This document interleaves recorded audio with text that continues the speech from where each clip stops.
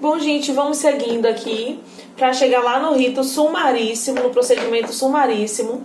Nós precisamos analisar o processo consensual, né? Estamos estudando o devido processo penal. O processo consensual, se você não viu as aulas anteriores, volte, porque para entender o procedimento sumaríssimo, a gente vai precisar perceber como é que vai se dar esse processo consensual, certo? E aí, no último vídeo, nós vimos que o processo consensual vai acontecer por meio de fases. E começamos a falar da fase preliminar. E especificamente da audiência conciliatória que vai acontecer nessa fase preliminar. O que vai acontecer na audiência? Primeiro, a composição de danos. A composição de danos, essa fase dentro da audiência conciliatória, é a primeira fase que vai acontecer dentro da audiência conciliatória. E já começamos a falar sobre essa composição de danos. Falamos que ela tem característica cível, né? E esses danos, eles são danos morais e materiais. Estamos falando aqui de indenização. Indenização dentro do processo penal, sim, no processo consensual, ok? Dentro de uma audiência conciliatória. Nós dissemos lá também, no vídeo anterior, que essa audiência conciliatória vai acontecer para evitar, inclusive, a denúncia, o oferecimento da denúncia, porque se houver uma conciliação aqui, não há nem que se falar em denúncia, ok? Ficamos de falar agora sobre as consequências da composição de danos. E a primeira consequência é havendo acordo, né? Vamos dizer que houve o acordo de composição de danos. Nós vimos que quem faz a proposta é o Ministério Público e o juiz tem que homologar. Vimos também que é irrecorrível, né? Caso a parte aceite, é uma sentença irrecorrível, uma sentença homologatória, portanto, beleza. Vamos analisar agora as consequências de acontecer um acordo de composição de danos. A primeira consequência é a extinção da punibilidade.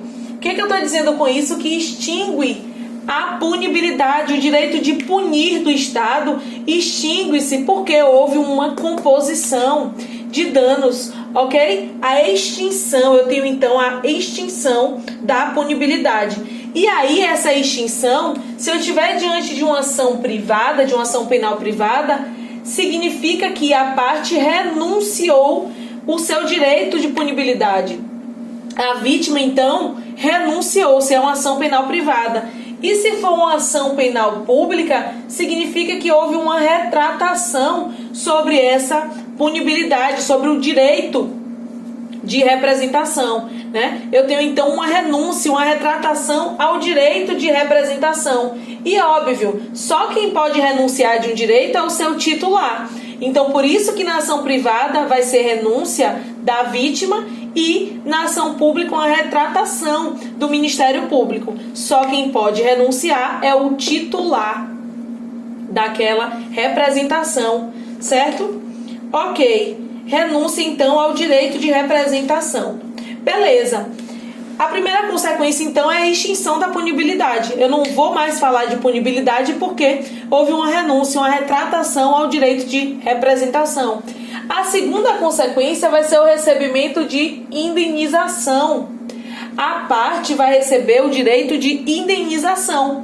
E aí, concordando com isso, com essa composição de danos e recebendo a indenização, ele está fazendo a renúncia tácita, não é? Ele está fazendo a renúncia tácita, porque a partir do momento que ele aceitou o recebimento da indenização, ele está abrindo mão do seu direito de representação. Renúncia tácita, portanto.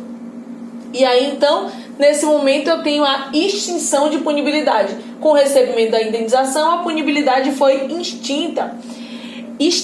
E nesse momento eu tenho um título executivo, nós falamos disso na aula anterior também, que a partir desse momento da homologação, aquilo ali já é um título executivo, significa que a parte pode mandar executar lá no juizado cível, né? Lá na esfera cível, certo? Outra coisa que a gente tem para falar desse acordo é que ele é facultativo. nenhuma das partes é obrigada a fazer essa composição de danos. Mas, a partir do momento que ela quer fazer, que ela se vincula, não há mais que se falar em recurso, ela não pode recorrer. Certo? Então, vimos as consequências de um acordo. Aconteceu o acordo. Agora, vamos analisar se não houver acordo.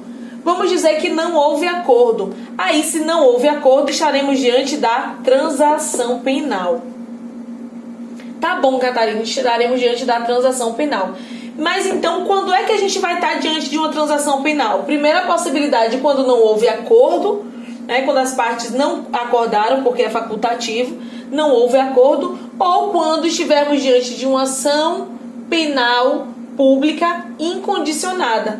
Se estivermos diante de uma ação pública incondicionada, não tem nem a possibilidade de acordo. Então, já vamos direto para a transação penal, ok? Então, vamos ver as consequências diferentes, que serão diferentes dependendo de cada tipo de ação, certo? Se estivermos diante de uma ação penal privada, se não teve acordo, a parte tem até 6 meses para apresentar a sua queixa criminis. Não teve acordo, a parte vai entrar então com a queixa criminis, porque lembrando, a composição de danos é antes da denúncia.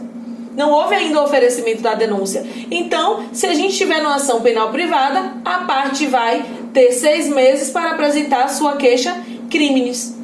Certo, Catarina? Mas se a gente estiver, então, diante de uma ação pública, e se for uma ação pública condicionada, por quê? A gente sabe que se for pública incondicionada, já é direta a transação penal. Mas se for uma ação penal pública condicionada, aí vai haver a transação penal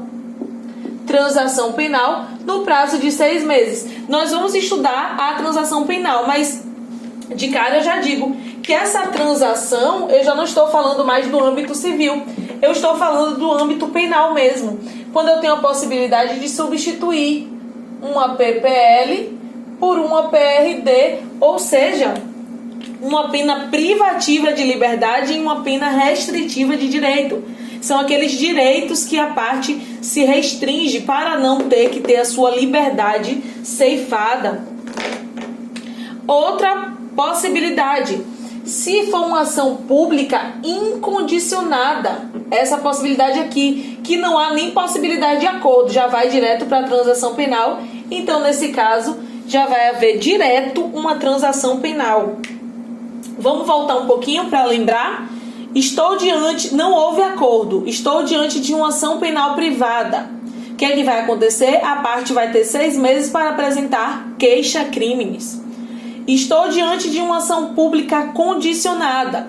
Vai haver transação penal no prazo de 6 meses. Estou diante de uma ação pública incondicionada. Também haverá a transação penal. Haverá transação penal sem nem ter passado por essa possibilidade de composição de danos, ok? Então, o conteúdo, qual é então o conteúdo dessa transação penal? Nós vimos aqui a substituição de uma PPL por uma PRD. Eu substituo o poder de punir do Estado. Ao invés de tirar a liberdade desse indivíduo, eu vou restringir alguns direitos do indivíduo. E aí, se aconteceu essa transação penal, eu não estou dizendo com isso que o indivíduo é culpado já de pronto. Lembrando, a gente não passou aqui por aquele devido processo legal. Isso aqui não significa que ele está assumindo a culpa, não. Ok? Até porque não estamos falando aqui em nenhum momento de discussão de culpa, de dolo. Não estamos falando disso. A culpa não é presumida neste caso, e aí não vai gerar antecedentes criminais. Para quem está respondendo um processo penal, é interessante porque ele nem passa pela possibilidade de uma PPL e não vai ter antecedentes criminais. Certo? Sigam comigo que na próxima aula nós vamos ver, no próximo vídeo nós vamos ver quais são os requisitos para que haja uma transação penal.